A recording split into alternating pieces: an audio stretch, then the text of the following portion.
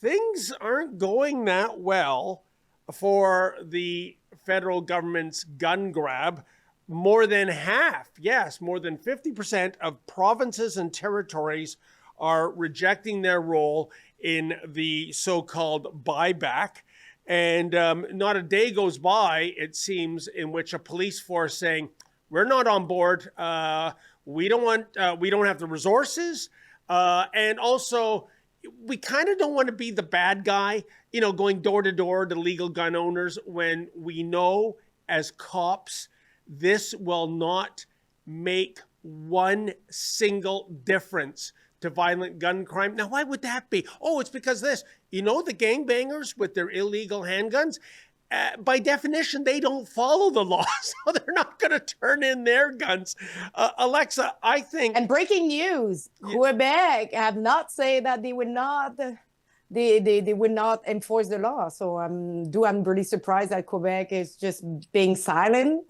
But isn't this, no, you bring a unique perspective. Isn't this really about Quebec, where this tends to be more popular than just about anywhere else? I think, downtown Toronto, it's city mouse, country mouse. You got people that don't understand the hunting community, the sport shooting community, the gun collecting community.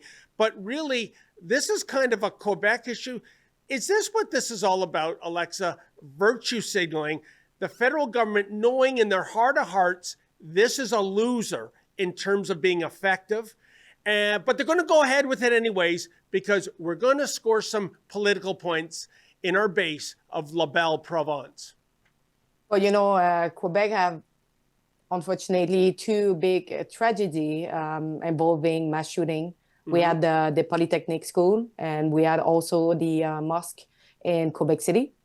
And also, the mainstream media were pretty good to demonize and to spread a little bit fear regarding guns. And also, it's also another virtue signaling, saying we are not for violence. We are against guns because that will make sure that our children are safe and stuff like that. But just recently, in a school in Montreal, there were teenagers who showed up in a secondary school with guns and started to shoot. And I can tell you that those guns are probably not legal guns. And this was actually a big news that broke out in Quebec, but I'm pretty sure that the English Canadian are not aware about that, because it's actually way worse than what we think that what happened in this school. We have more and more teenagers involved in gangs, and we have the Hells Angels, and we have other criminal groups who are operating in Montreal and Quebec, and probably all of them have illegal guns. But we are not cracking down on illegal guns. We are cracking down on law-abiding citizens who actually got their guns legally, and they comply to the law. They pass their courses, they get their license, and then we want to take their guns from them.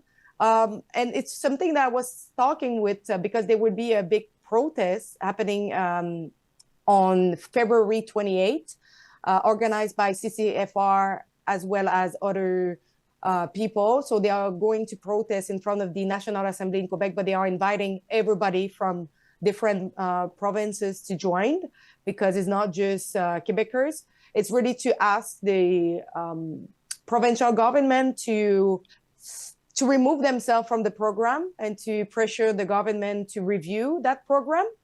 I will be there. I will be covering this, but there is some people in Quebec who are not okay with that buyback program.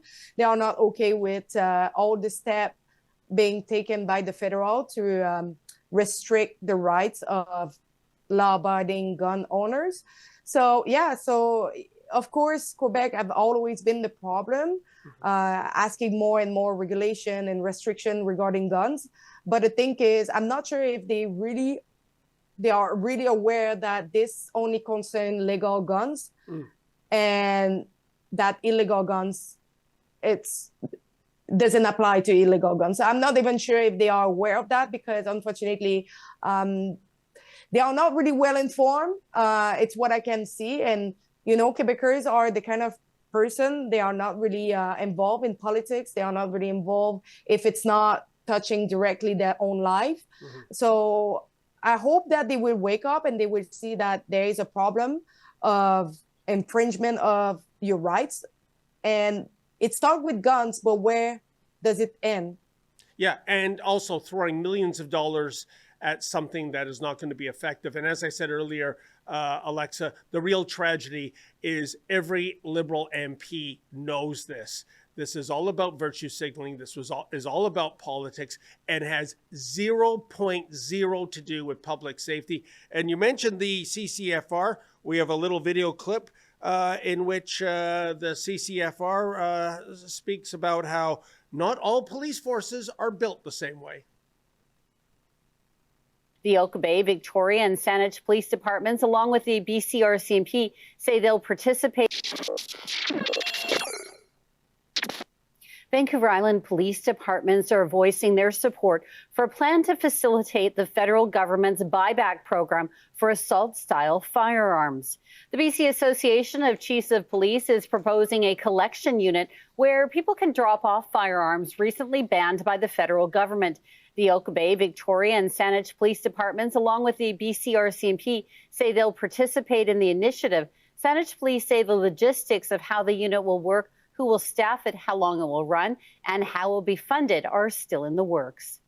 Southern Vancouver Island will have one designated collection point that will be south of the Malahat, and we will work out that location later and communicate it to the public. That's all very odd, because I always thought the police say, don't bring the guns to the police department, right?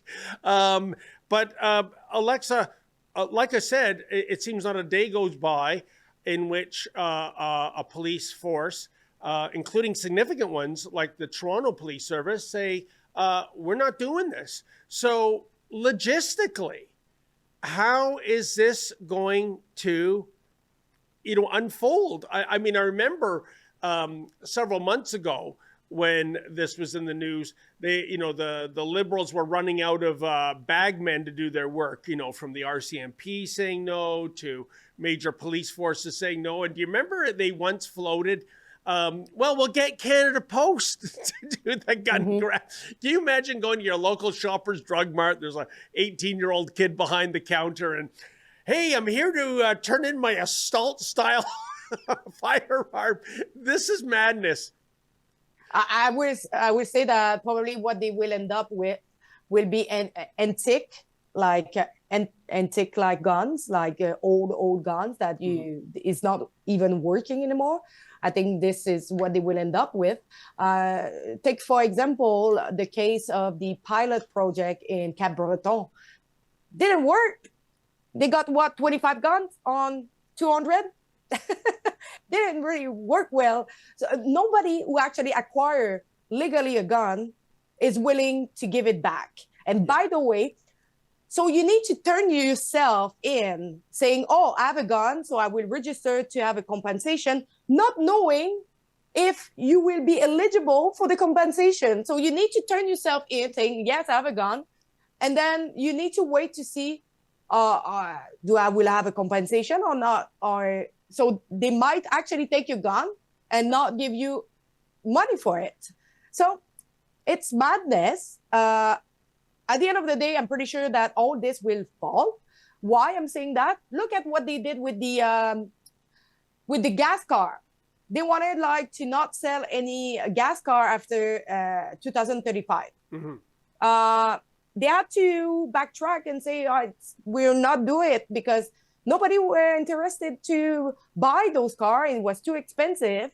And it was pressuring people, coerce people to do something against their will. And it's the same that what we are seeing, those gun owners, those law-abiding gun owners are not willing to give their guns. They are not going to do so. And you will see what they will end up with will be nothing. No, and I agree with your point. It is despicable that you would not fairly compensate Canadians for, taking their property away. That's one thing. The other thing, Alexa, I can tell you, I'm not a gun owner myself. And I want everyone in Ottawa to hear that. I am not a gun owner myself. Don't raid my house. You're not going to find I'm anything. not too. But I've gone out to the gun community. I've gone to gun clubs. I've gone to gun shops. My heart goes out to these gun shops, Alexa. It is becoming almost impossible to do business. You'll sell a firearm to somebody, and a week later, it's deemed to be on the prohibitive list or restricted list. They're willy-nilly changing the rules, kind of changing the rules to baseball in the bottom of the ninth inning. But be that as it may, these people are incredibly struggling. So I wonder, when it comes to the retail gun industry, the hunting industry, the shooting club industry, where's that elbows up mantra?